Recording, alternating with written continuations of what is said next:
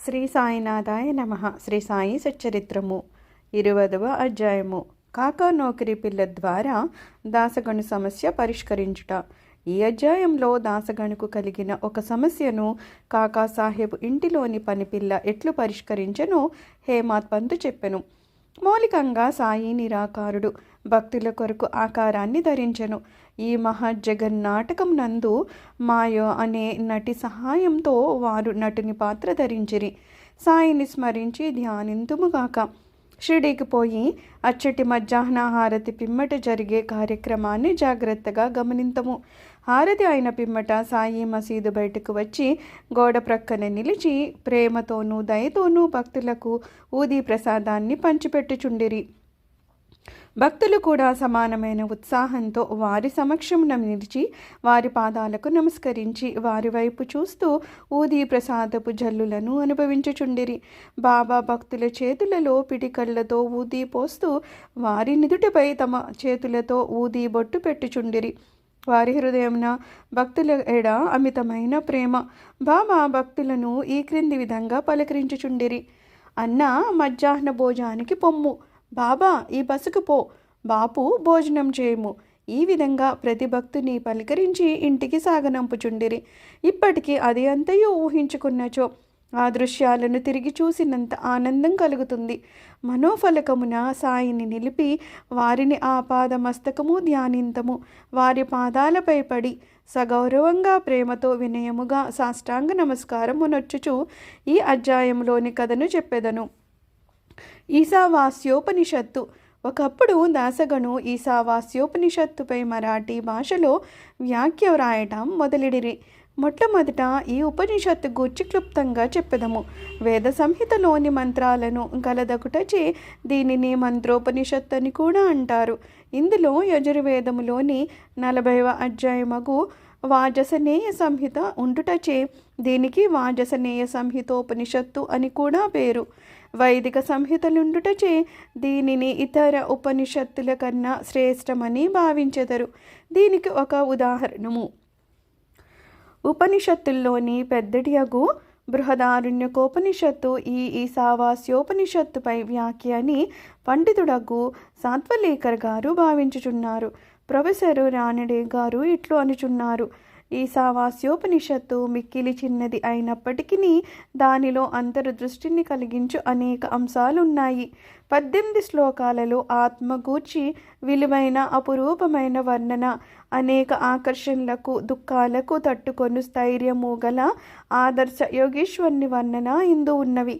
తరువాతి కాలమున సూత్రీకరింపబడిన కర్మయోగ సిద్ధాంతాల ప్రతిబింబమే ఈ ఉపనిషత్తు. తుదకు జ్ఞానానికి కర్మలకు సమన్వయంగా ఉన్న సంగతులు చెప్పబడినవి. జ్ఞాన మార్గమును కర్మయోగమును సమన్వయం చేసి చెప్పుట ఈ ఉపనిషత్తులోని సారాంశము. ఇంకొక చోట వారు ఇట్లనిరి: ఈశావాస్యోపనిషత్తులోని కవిత్వము, నీతి, నిగూఢతత్వము వేదాంతాల మిశ్రమము. పై వర్ణను బట్టి ఈ ఉపనిషత్తును మరాఠీ భాషలోనికి అనువాదం చేయుట ఎంత కష్టమో ఊహించవచ్చును. దాసగణు దీనిని మరాఠీ ఓవి చందములో రాసెను. దానిలోని సారాంశాన్ని గ్రహించలేకుండుటచే తాను వ్రాసిన దానితో అతడు తృప్తి చెందలేదు. అతడు కొందరు పండితులను అడిగెను, వారితో చర్చించెను. కానీ వారు సరి అయిన సమాధానము ఇయ్యకుండిరి.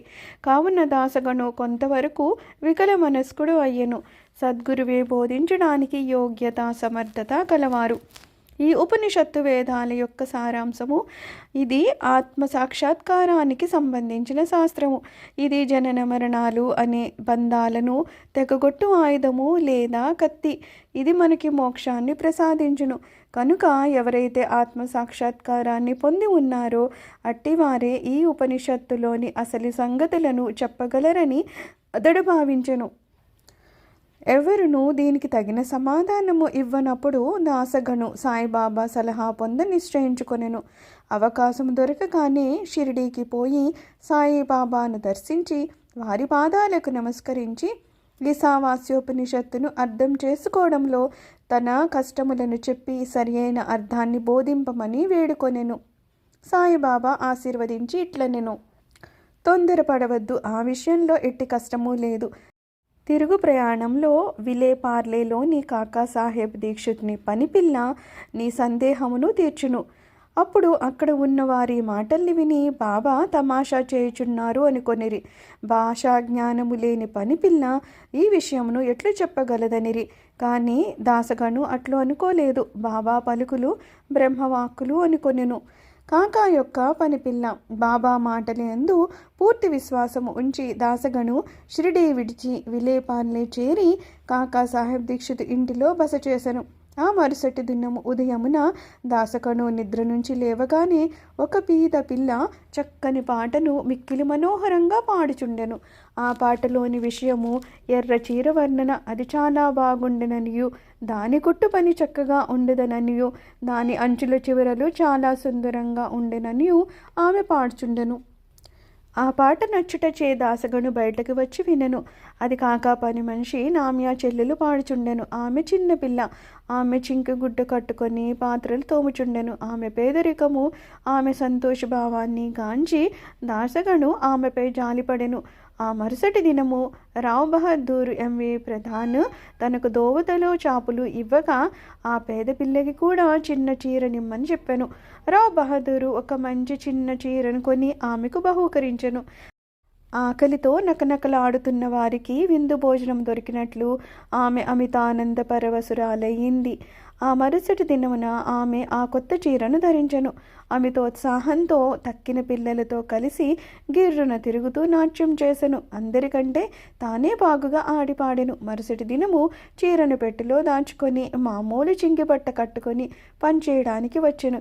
కానీ ఆమె ఆనందానికి లోటు లేకుండెను. ఇదంతయో చూసి దాసగను జాలిభావము మెచ్చుకోలుగా మారెను.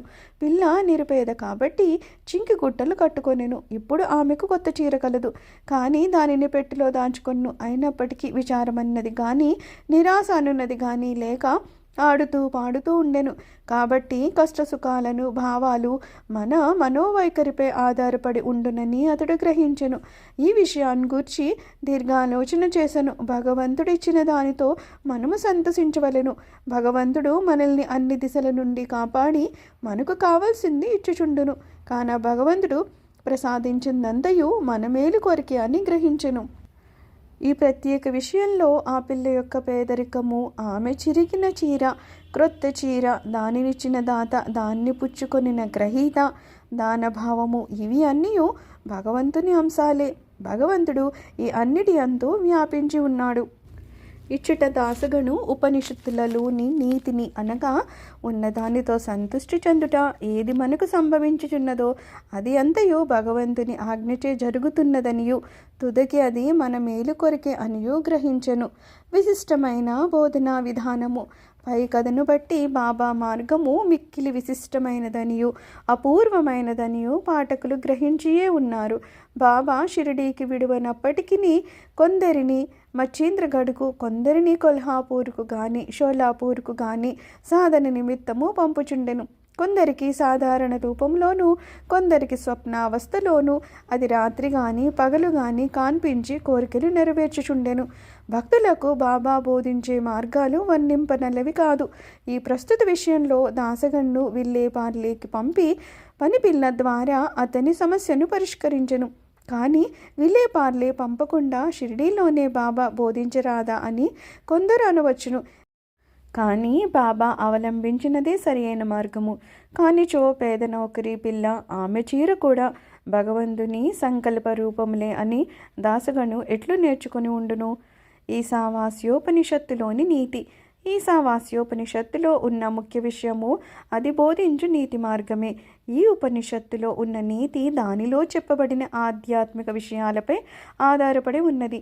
ఉపనిషత్తు ప్రారంభ వాక్యాలే భగవంతుడు సర్వాంతర్యామి అని చెప్పుచున్నది. దీనిని బట్టి మనము గ్రహించవలసింది ఏమనా, మానవుడు భగవంతుడు ఇచ్చిన దానితో సంతృష్టి చెందవలెను. ఏలనా భగవంతుడు అన్నింటి యందు కలడు.